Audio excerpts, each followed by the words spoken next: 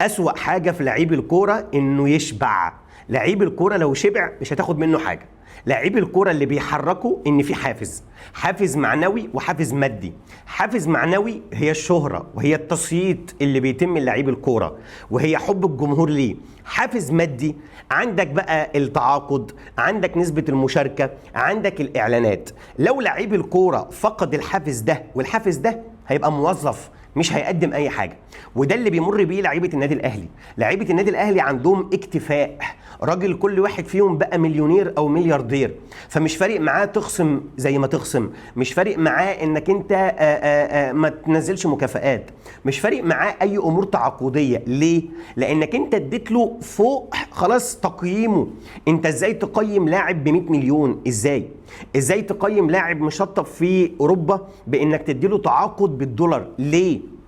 انت وصلت اللعيبه للمرحله دي.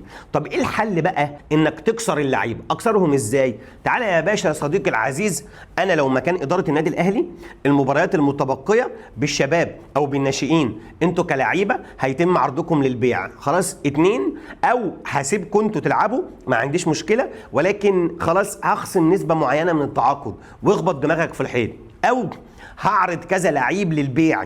اتخلص من الفيروس اللي دخل الفريق عندك، والفيروس اللي دخل الفريق عندك هو فيروس النفسية. وفيروس النفسية عشان تتخلص منه لازم تقطع العضو اللي سبب ده. عندك لعيب خلاص بياخد 100 مليون، ولعيب اقوى منه احسن منه وشايل الفريق على مدار 3 مواسم بياخد اقل، يبقى انا لازم اما راضي ده اما اشيل ده.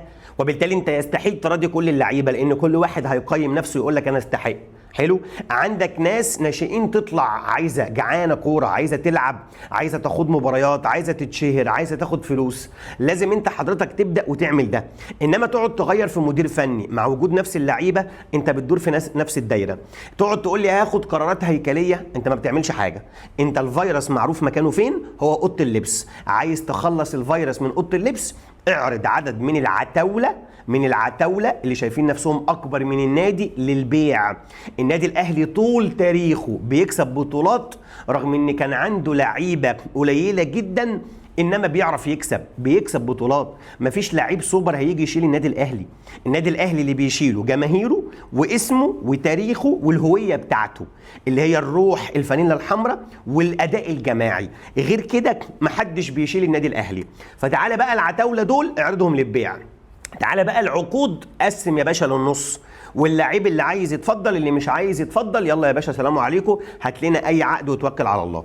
ده طريق الاصلاح اللي هيعمله النادي الاهلي. وخلي بالك لو لاحظت